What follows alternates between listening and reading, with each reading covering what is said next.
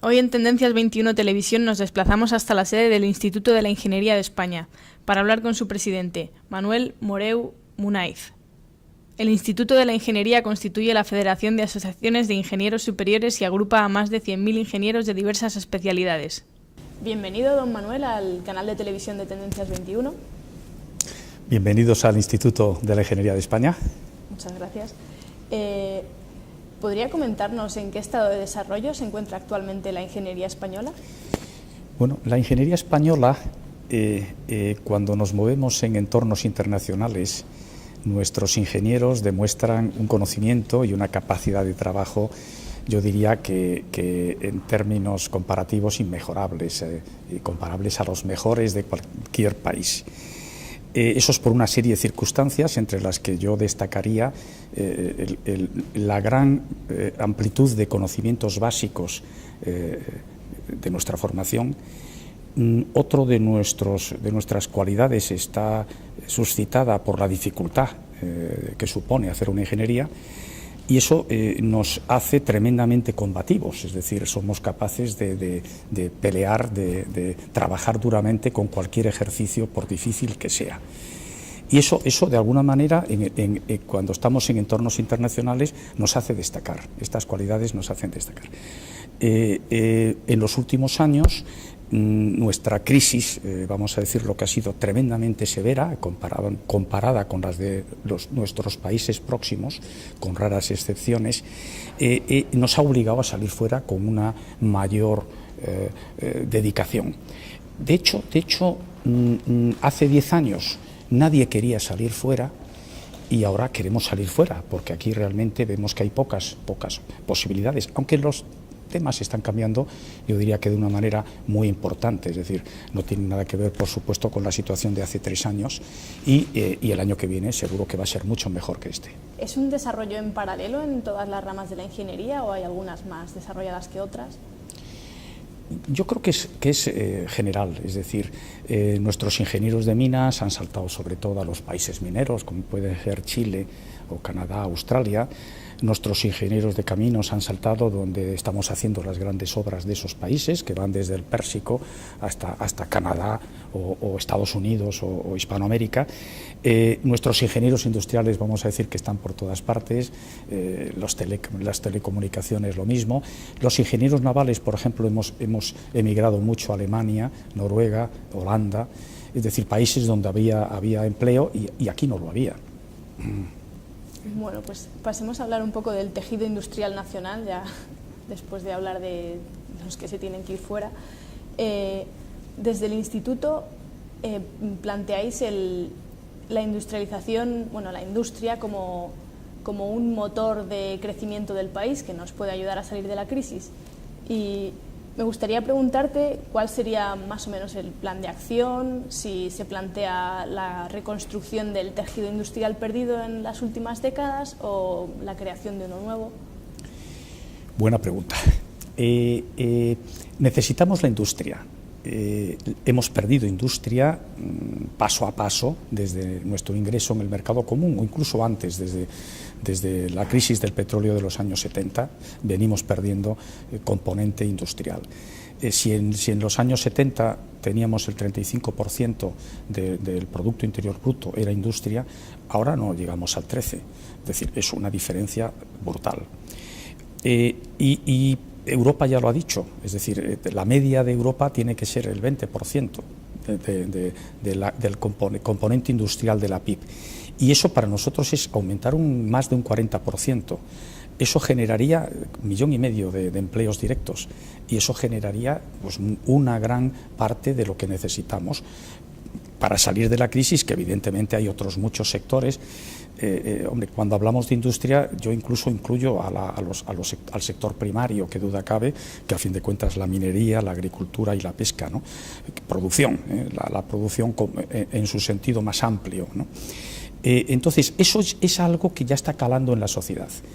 Hemos llevado 15 años de un déficit comercial aberrante, donde nadie pensaba que ese déficit nos iba a llevar a donde nos ha llevado. Siempre pensábamos que iba a haber siempre dinero de fuera viniendo aquí y que entonces, por lo tanto, podríamos seguir endeudándonos per secula seculorum. La realidad es la que vivimos ahora, no la utopía en la que estábamos antes. Entonces, de alguna manera, para sostener a España como país lo más estable posible, lo que está claro es que tenemos un desequilibrio enorme en el sector industrial. Se ha hablado muchísimo, es decir, bueno, tú eres muy joven, entonces no te acordarás, pero cuando el mercado común, pues se pensaba que Andalucía iba a ser la California de Europa y que todas las grandes tecnologías iban a asentarse en Andalucía, porque climatológicamente hablando era como la California de los Estados Unidos. La realidad no ha sido esa, para nada, entonces, al final tenemos que hacer lo que podamos hacer, y eso es lo que nuestros empresarios empujen. Generar un 40% más de industria a partir de cero es imposible. Lo que tenemos que hacer es que la industria que nos queda, que pueda crecer, que pueda desarrollarse y que pueda... Habrá alguna que parta de cero y que dentro de unos años dará trigo, dará ingresos, pero eso es un proceso muy lento y la salida de nuestra crisis tiene que ser un plazo de 3-4 años. O sea, tenemos que conseguir que en 3-4 años volver a la situación de empleo previa a la llegada de esta crisis. ¿Y cree usted que nuestra situación actual de país endeudado nos permitirá la creación de un tejido industrial nuevo? El tejido industrial nuevo, habrá cosas que sí se puedan hacer, de temas nuevos, partiendo de cero. Lógicamente eso será más inversiones que de alguna forma vengan de la mano de empresas multinacionales que se puedan asentar aquí, porque haya preparación, porque haya logística. Tenemos una logística imponente, bien organizada, bien preparada. Tenemos unos costes hoy muy competitivos, una disponibilidad de gente muy preparada, y eso facilita, eso actúa como un imán, y entonces esas multinacionales pueden venir aquí, vamos a decir, partiendo de cero. Puede haber empresarios españoles que apuesten por nuevas aventuras y que de alguna manera inviertan en temas, pero yo creo que si hablamos, nos imaginamos los resultados dentro de unos años, en el año 20, que es el año objetivo de ese 20%, que en Europa gusta tanto fijar los años iguales a los porcentajes, o iguales a los años, o iguales a lo que sea. Bueno, pues si pensamos en el año 2020 y vemos hacia atrás, pues yo diría que la mayor parte de ese crecimiento industrial tiene que ser de mano de nuestras grandes empresas, que son las que de alguna manera tienen músculo y tienen mercados exteriores para crecer. Por supuesto, el sector del automóvil y el sector de componentes del automóvil tiene muchísimo que decir, pero también nuestras empresas estratégicas en otros temas, como pueden ser la minería, los temas de cobre, los temas de aluminio, los temas de inoxidable, es decir, grandes empresas nacionales que de alguna manera, si les facilitamos sus decisiones, porque otros países se las facilitan muchísimo. Es decir, cuando cualquiera de esas empresas busca dónde asentarse, pues bueno, todos son facilidades, menos aquí, que aquí la industria sigue siendo algo, vamos a decir, pecaminoso. Es decir, traer una industria o hacer crecer una industria te ven mal. Y eso yo creo que es lo más importante de todo, es decir, que la sociedad perciba que la industria bien organizada, con un buen planteamiento de sostenibilidad, de cuidado del medio ambiente, pues es muy positiva. A mí me comentaban hace poco en una reunión internacional, me decían que tenían un problema enorme con qué hacer con la minería a flor de tierra, donde la minería, una vez que ha terminado, bueno, ¿qué se hace con el entorno, con el paisaje, ¿no? Entonces yo decía, bueno, ir a Puentes de García Rodríguez, y os quedáis impresionados de cómo se puede restablecer un entorno haciendo algo 50 veces más bonito de lo que era antes de que llegara el hombre, en este caso el minero, a explotar los lignitos de Puentes de García Rodríguez, ¿no? Es decir, que de alguna forma Puentes de García Rodríguez es hoy un entorno privilegiado, donde en la mina se ha hecho un lago impresionante, y en donde estaban las montañas de desechos, pues se ha hecho un bosque imponente. Últimamente hay un cierto auge de las tecnologías de la información y la comunicación. ¿Cree usted que este auge podría generar una burbuja y su consecuente estallido en la industria asociada a este tipo de tecnologías? Pues yo diría que lamentablemente no estamos en esa burbuja. Es decir, nosotros somos usuarios. Y digo lamentablemente porque ojalá tuviéramos empresas involucradas en el top, el de la fabricación de las componentes. Tenemos muy poquito, es decir, hay alguna empresa y haciendo cosas muy bien, y hay que potenciarlo, como es el caso de los móviles, y un producto fantástico y que mejor o igual que cualquier otro. Pero estamos hablando de un nivel de fabricación comparado con los grandes, que no deja de ser un juguete. Ojalá tuviéramos un Apple en España y pudiéramos estar preocupados ahora de qué puede pasar si las ventas caen un 20%, ¿no? Es decir, lamentablemente no nos preocupa. Somos usuarios y hay muchísimo que hacer, incluso como usuarios. ¿Considera usted que la energía nuclear es un potenciador de crecimiento industrial en un país? Pues hoy en día, a raíz del desastre de Fukushima, que en términos navales fue un tiro en la flotación, se hace muy difícil el retorno de la nueva generación de centrales nucleares. Antes de Fukushima sí era viable ese camino, sí había grandes proyectos industriales pensando en la nueva generación de reactores. En concreto uno enorme en marcha en Inglaterra. De momento solo está en marcha uno en Finlandia, y luego, bueno, los países que no han dejado nunca de apostar por la nuclear, como son Francia y China, ¿no? Entonces, los franceses y los chinos seguirán montando centrales nucleares, seguirán aprendiendo y mejorando esas tecnologías. Pero en el resto, bueno, en Alemania están hablando ya tienen una fecha a tope para cerrar todas sus centrales, ¿no? Entonces, bueno, en esas circunstancias, ¿quién va a pensar en montar nuevas, ¿no? Aunque sean muchísimo más ecológicas, aunque sea utilizando los combustibles residuos de las centrales de uranio? Es decir, con el material se aprovecha una parte muy pequeña del potencial energético, y de alguna manera las nuevas tecnologías lo que van es a aprovechar los residuos. Es decir, el combustible pasa a ser el residuo, con lo cual se recircula y se recicla, y eso alargaría la vida a muchos años vista de las centrales nucleares. Eso hoy en España, por ejemplo, pues no se contempla. ¿Va a hacer falta? Bueno, puede que sí, puede que haga falta.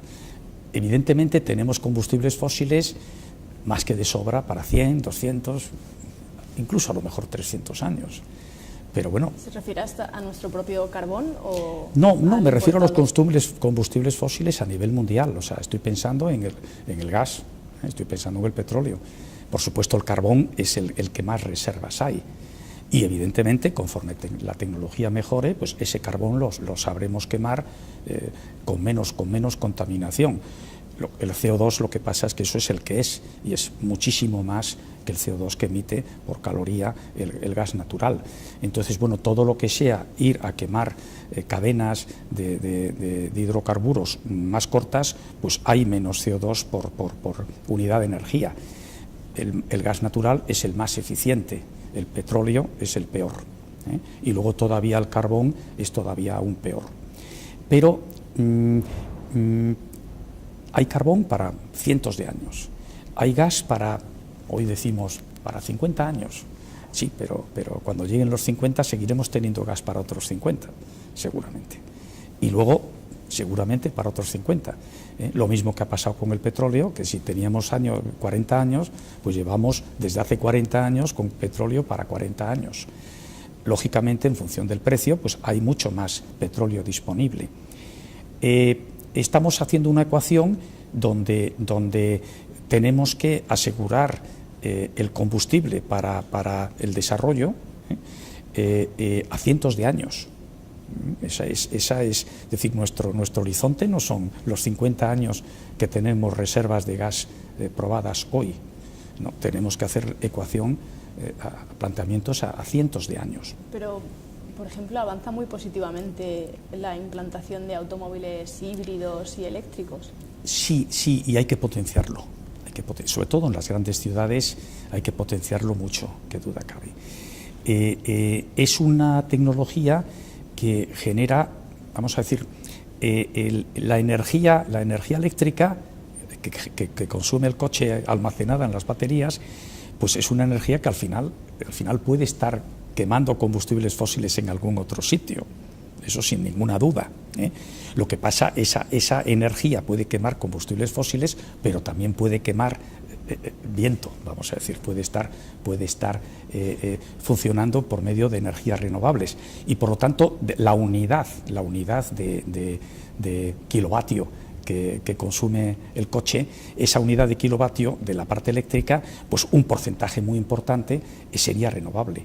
En España, en el primer semestre de este año, Iberdrola, por ejemplo, solo un 15% de la energía que ha producido en España se ha producido con combustibles fósiles.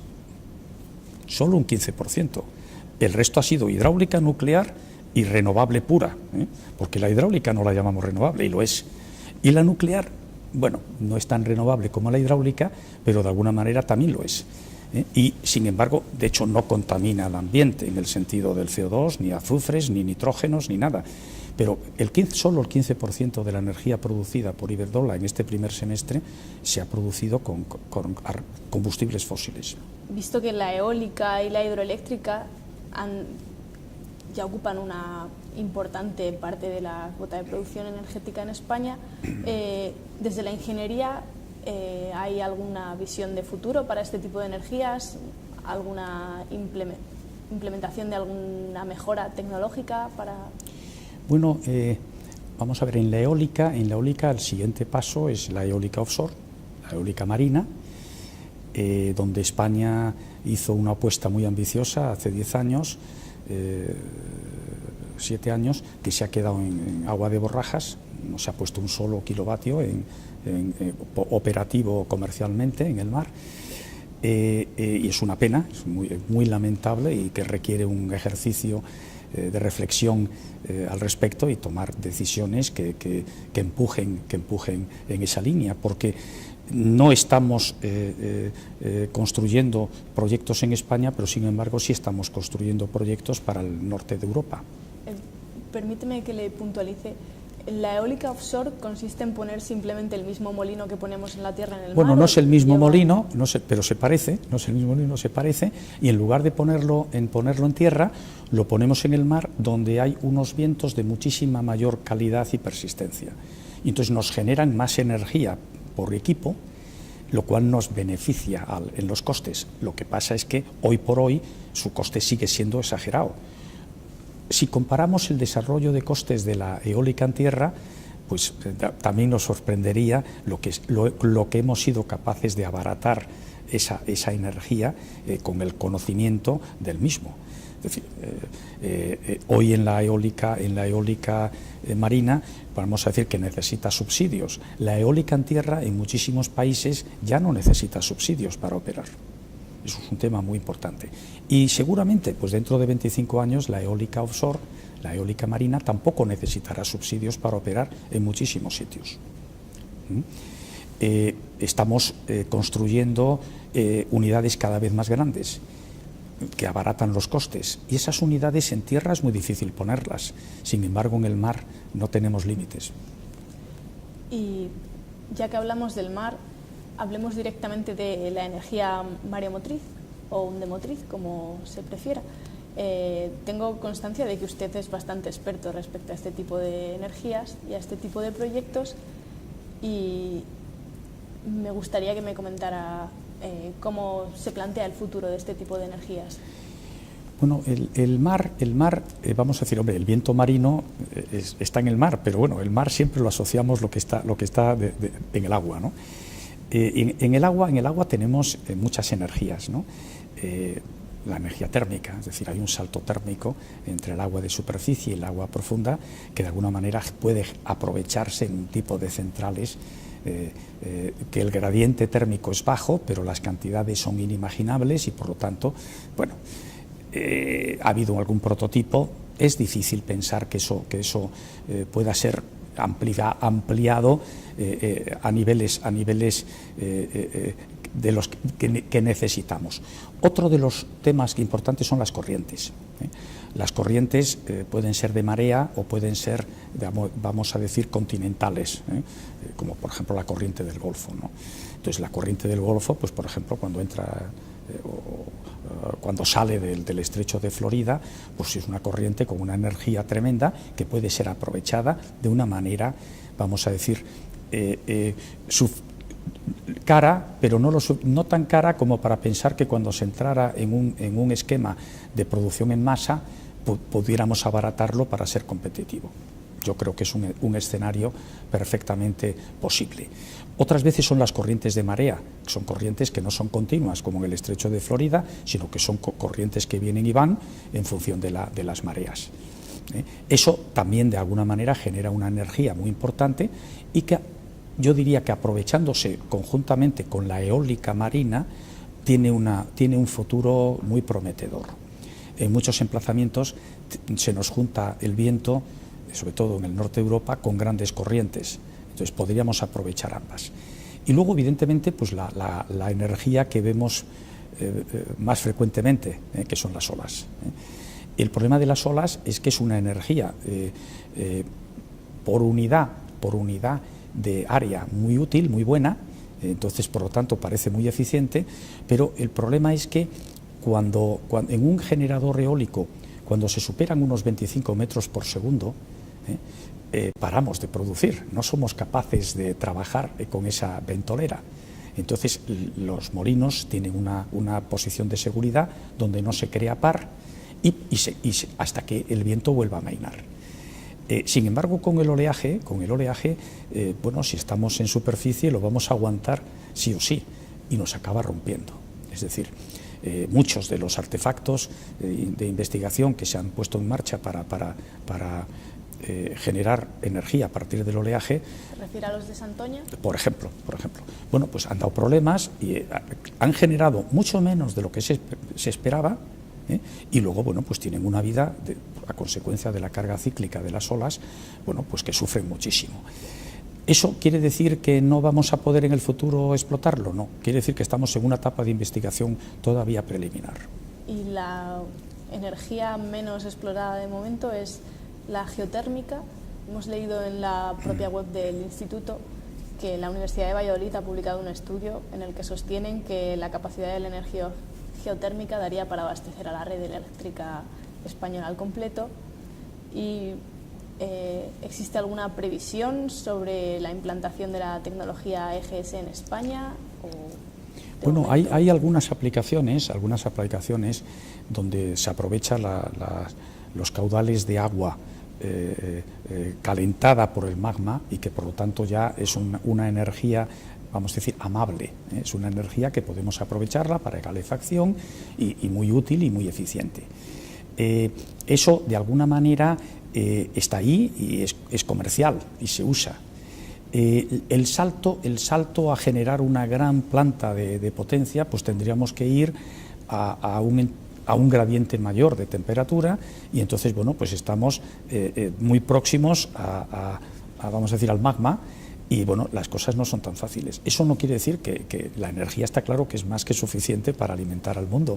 Es decir, está ahí debajo y lleva allí millones de años y es una energía brutal. Y bueno, pues sí. Ahora, ¿tenemos la tecnología para aprovechar a nivel industrial? No, yo creo que todavía necesitamos mucha investigación, muchos aprovechamientos donde vayamos abaratando el coste de generación de esa energía. Es decir, por ejemplo, el oleaje. Pues el oleaje, claro que podríamos producir energía. El problema es a qué coste. Bueno, pues aquí hay cosas que sí son muy baratas y son viables, y a lo mejor otras que tienen un coste, vamos a decir, excesivo, pero que tenemos que mejorar, sin duda. Y habrá que hacer proyectos cada vez más grandes, de aprovechamiento mayor, pues para poder aprovechar esa parte de la energía que está ahí y la tenemos accesible. Bueno, respecto al transporte marítimo, siendo usted ingeniero naval, ¿podría comentarnos en qué punto nos encontramos ahora mismo? Hombre, yo diría, no voy a decir el cero, porque tenemos flota, tenemos una flota con unos armadores que pelean muy duro para salir adelante en un entorno global que no es nada fácil. Pero por poner un ejemplo, hace 10 días que estuve en México, ¿no? Me decían en Veracruz que hace 25 años tenían una línea regular con España. Y entonces, bueno, los productos españoles llegaban a México vía la línea regular a Veracruz. Lo mismo pasaba con Colombia, lo mismo pasaba con Venezuela, con Buenos Aires. Es decir, nuestra mercancía se movía a África, entonces se movía de una manera sencilla, es decir, no había que mandarlo al norte de Europa las mercancías para que luego pudieran llegar a La Habana, ¿no?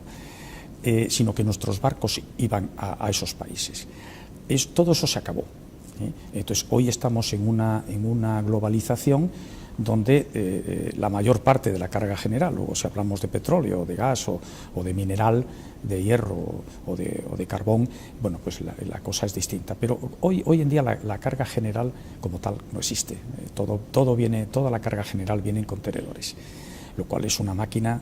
Es una caja tremendamente eficiente que permite mover mercancías por todo el mundo de una manera muy competitiva. Pero lo que nos falta en España es flota. El 95% del transporte de las toneladas milla que usa España vienen en barco. Eso es algo desconocido para la sociedad. La sociedad piensa que vienen en avión. En avión viene una mínima parte, o que vienen en camión. En camión vienen mucho más que en avión, pero también sigue siendo una mínima parte. El gran grueso del transporte se realiza en barco. Y esos barcos son españoles para nuestras importaciones y exportaciones en un porcentaje ridículo. Entonces, hay un potencial enorme de crecimiento posible que hay que analizar y potenciar, porque además nuestras exportaciones van detrás.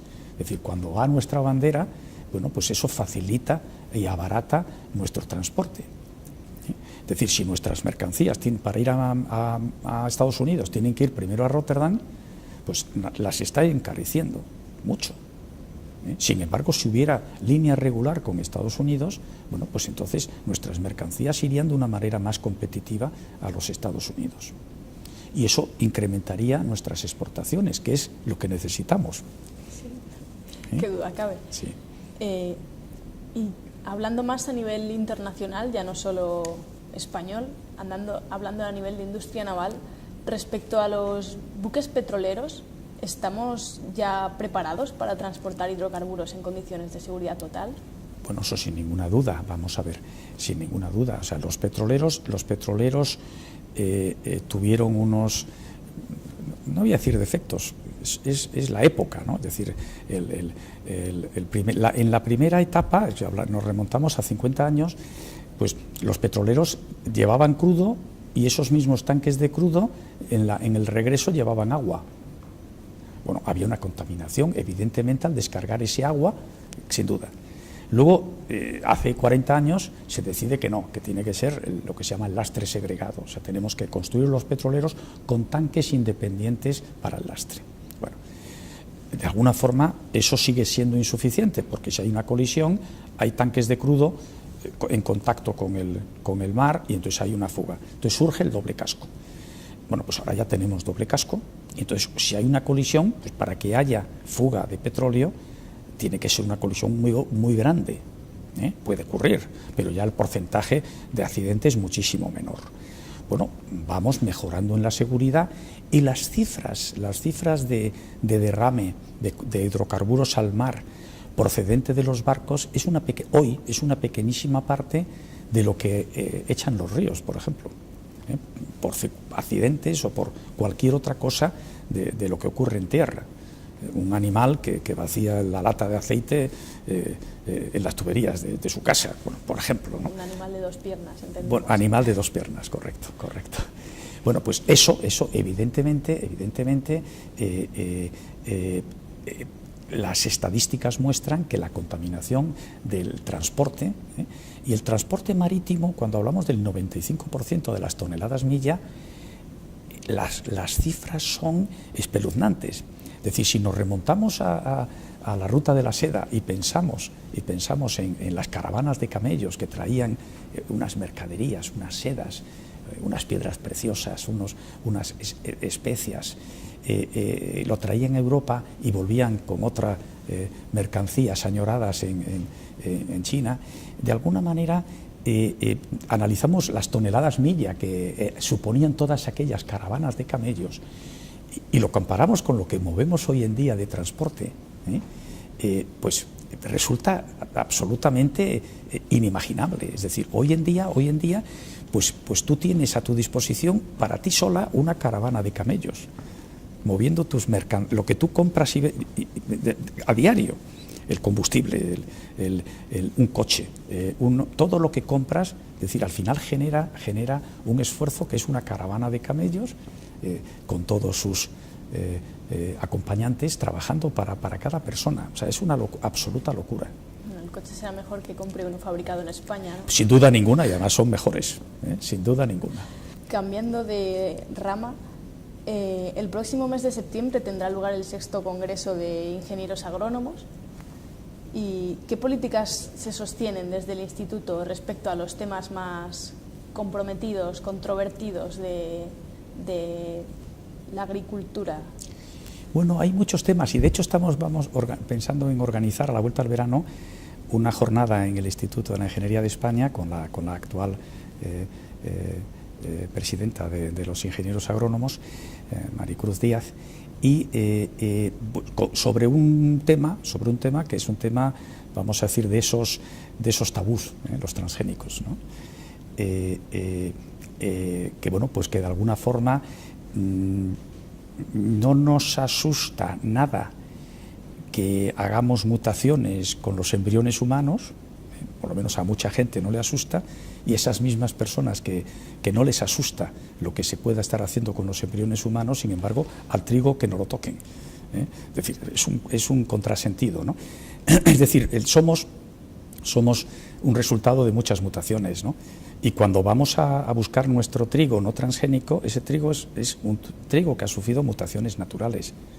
Y lo seleccionamos precisamente por esas mutaciones naturales que ha tenido. Bueno, pues somos capaces hoy en día de introducir mutaciones artificiales. Bueno, yo creo que no hay que desecharlas, hay que estudiarlas, hay que conocerlas, hay que pelear para que haya variedad. Es decir, no podemos tener operativas una sola variedad de trigo, ¿no? Hay que pelear para que haya una variedad en el mercado, de distintos sabores, de distintos productos, etcétera. De la misma manera que no podemos consentir que solo haya una variedad de gallinas poniendo huevos en todo el mundo. Bueno, es absurdo. Es decir, ¿por qué? Porque como hay una enfermedad que afecte a esas gallinas, nos quedamos sin huevos. Entonces hay que buscar enriquecer lo más posible y mantener lo más posible la variedad genética que nos da la naturaleza. Pero además de eso, si somos capaces de mejorarla, ¿por qué no? Y habrá de todo, y habrá cosas que sí, cosas que no, pero el no, por definición de entrada, yo creo que es un error, un gravísimo error. Otro de los temas cruciales en nuestra agricultura, si estamos en España, es, bueno, estamos importando, no sé si son 10 millones de media, más o menos, unos 10 millones de toneladas año de grano.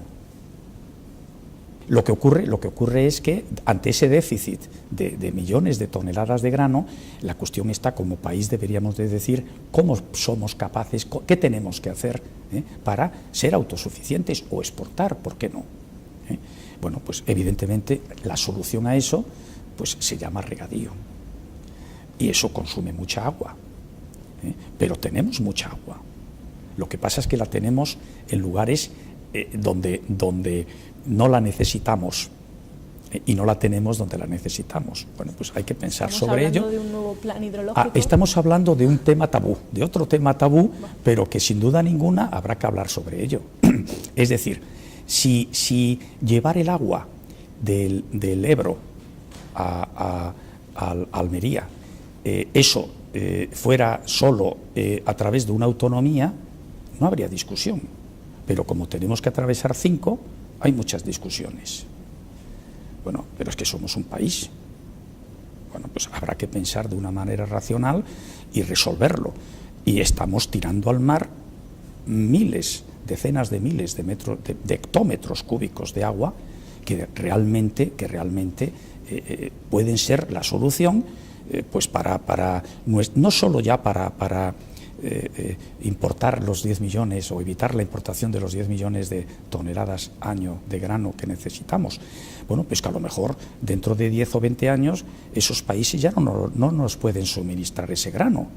Bueno, pues habrá que pensar en cómo podemos mejorar nuestro sistema de producción y llegar a una autosuficiencia, porque es posible.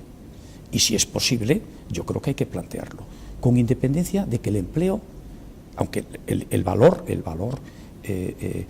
relativo es muy alto y incrementa mucho la riqueza del campo, bueno, sabemos que el valor no es lo mismo que hace 100 años, donde el valor de la mercancía en el campo era un porcentaje altísimo del PIB.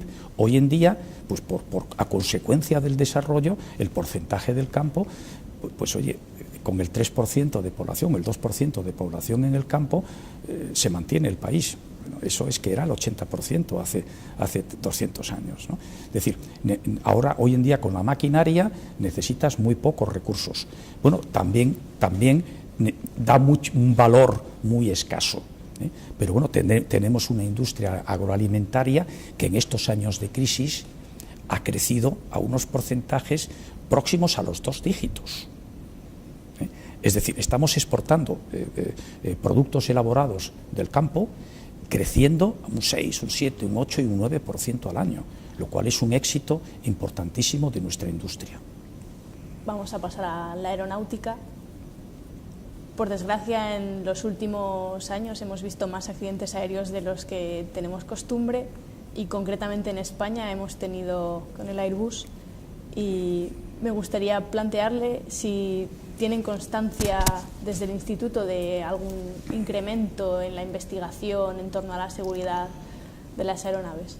Bueno, cuando hay un accidente de esa magnitud, en un vuelo de pruebas que está precisamente para probar el avión, y lo prueban con todo tipo de vamos a decirlo, de trampas, es decir, la prueba implica someterlo a todo tipo de vejaciones para asegurar que sale bien, sale ileso de cualquier circunstancia. O sea, esas pruebas las haces en tierra, simulando, y luego, bueno, las tienes que hacer en el avión.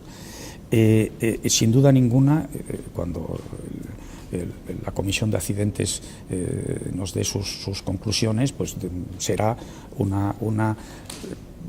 con muchísimas causas que jamás se habrían producido en otra circunstancia, o sea, seguro. Es decir, ahora ocurrió y eso sin duda pues generará unos procedimientos, unos protocolos muchísimo más estrictos para que eso no se repita.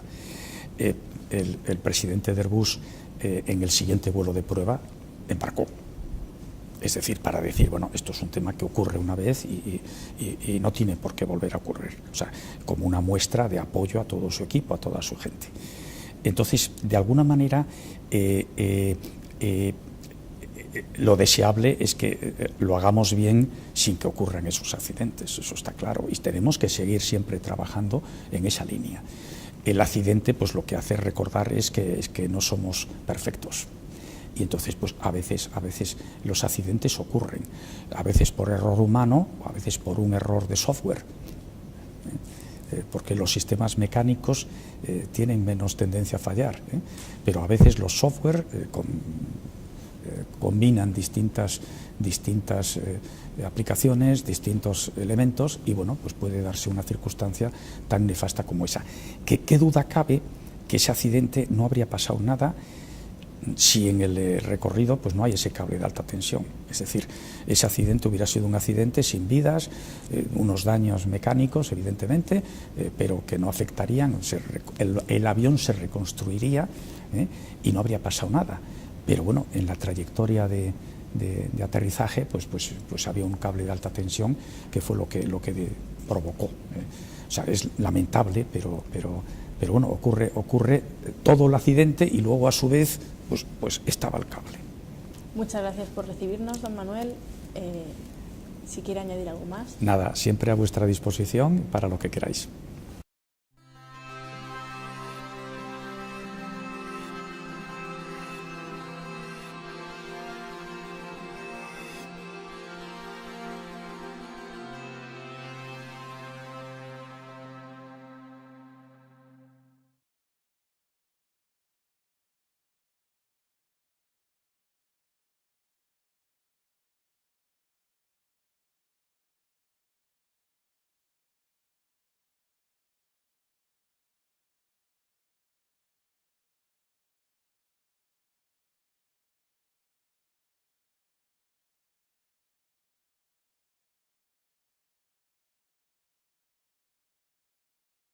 Fuera viniendo aquí y que entonces por lo tanto podríamos seguir endeudándonos per secula seculorum. La realidad es la que vivimos ahora, no la utopía en la que estábamos antes. Entonces, de alguna manera, para sostener a España como país lo más estable posible, lo que está claro es que tenemos un desequilibrio enorme en el sector industrial. Se ha hablado muchísimo, es decir, bueno, tú eres muy joven, entonces no te acordarás, pero cuando el mercado común, pues se pensaba que Andalucía iba a ser la California de Europa y que todas las grandes tecnologías iban a sentarse en Andalucía, porque climatológicamente hablando era como la California de los Estados Unidos. La realidad no ha sido esa, para nada, entonces, al final tenemos que hacer lo que podamos hacer y eso es lo que nuestros empresarios empujen. Generar un 40% más de industria a partir de cero es imposible. Lo que tenemos que hacer es que la industria que nos queda, que pueda crecer, que pueda desarrollarse y que pueda... Habrá alguna que parta de cero y que dentro de unos años dará trigo, dará ingresos, pero eso es un proceso muy lento y la salida de nuestra crisis tiene que ser un plazo de 3-4 años. O sea,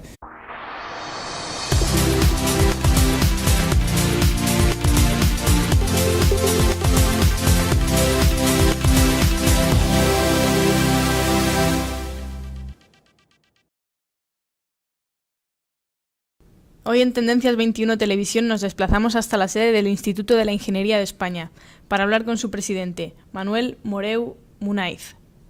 El Instituto de la Ingeniería constituye la Federación de Asociaciones de Ingenieros Superiores y agrupa a más de 100.000 ingenieros de diversas especialidades. Bienvenido, don Manuel, al canal de televisión de Tendencias 21. Bienvenidos al Instituto de la Ingeniería de España. Muchas gracias. ¿Podría comentarnos en qué estado de desarrollo se encuentra actualmente la ingeniería española?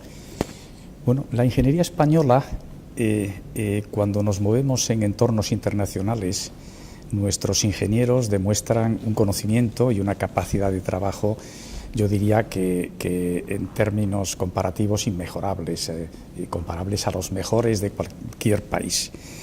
Eso es por una serie de circunstancias, entre las que yo destacaría la gran amplitud de conocimientos básicos de nuestra formación.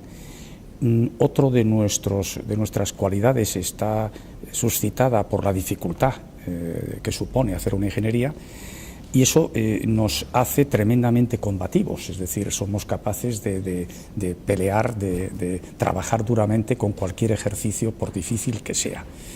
Y eso de alguna manera, cuando estamos en entornos internacionales, nos hace destacar, estas cualidades nos hacen destacar.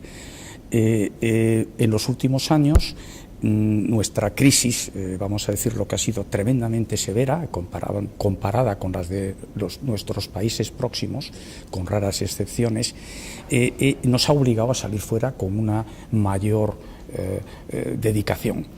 De hecho, hace 10 años nadie quería salir fuera y ahora queremos salir fuera, porque aquí realmente vemos que hay pocas posibilidades, aunque temas están cambiando, yo diría que de una manera muy importante, es decir, no tiene nada que ver, por supuesto, con la situación de hace 3 años y el año que viene seguro que va a ser mucho mejor que este. ¿Es un desarrollo en paralelo en todas las ramas de la ingeniería o hay algunas más desarrolladas que otras? Yo creo que es general, es decir, nuestros ingenieros de minas han saltado sobre todo. La crisis del petróleo de los años 70, venimos perdiendo componente industrial. Si en los años 70 teníamos el 35% del Producto Interior Bruto era industria, ahora no llegamos al 13%, es decir, es una diferencia brutal. Y Europa ya lo ha dicho, es decir, la media de Europa tiene que ser el 20% del componente industrial de la PIB. Y eso para nosotros es aumentar más de un 40%. Eso generaría 1,5 millones de empleos directos y eso generaría pues, una gran parte de lo que necesitamos para salir de la crisis, que evidentemente hay otros muchos sectores. Hombre, cuando hablamos de industria, yo incluso incluyo al sector primario, que duda cabe, que a fin de cuentas la minería, la agricultura y la pesca, ¿no? Producción, la producción en su sentido más amplio, ¿no? Entonces, eso es algo que ya está calando en la sociedad. Hemos llevado 15 años de un déficit comercial aberrante, donde nadie pensaba que ese déficit nos iba a llevar a donde nos ha llevado. Siempre pensábamos que iba a haber siempre dinero de los países mineros, como puede ser Chile o Canadá, Australia. Nuestros ingenieros de caminos han saltado donde estamos haciendo las grandes obras de esos países, que van desde el Pérsico hasta Canadá o Estados Unidos o Hispanoamérica. Nuestros ingenieros industriales, vamos a decir que están por todas partes, las telecomunicaciones lo mismo. Los ingenieros navales, por ejemplo, hemos emigrado mucho a Alemania, Noruega, Holanda, es decir, países donde había empleo y aquí no lo había. Bueno, pues pasemos a hablar un poco del tejido industrial nacional, ya después de hablar de los que se tienen que ir fuera. Desde el Instituto planteáis la industrialización, bueno, la industria como un motor de crecimiento del país que nos puede ayudar a salir de la crisis. Y me gustaría preguntarte cuál sería más o menos el plan de acción, si se plantea la reconstrucción del tejido industrial perdido en las últimas décadas o la creación de uno nuevo. Buena pregunta. Necesitamos la industria. Hemos perdido industria paso a paso desde nuestro ingreso en el mercado común o incluso antes, desde la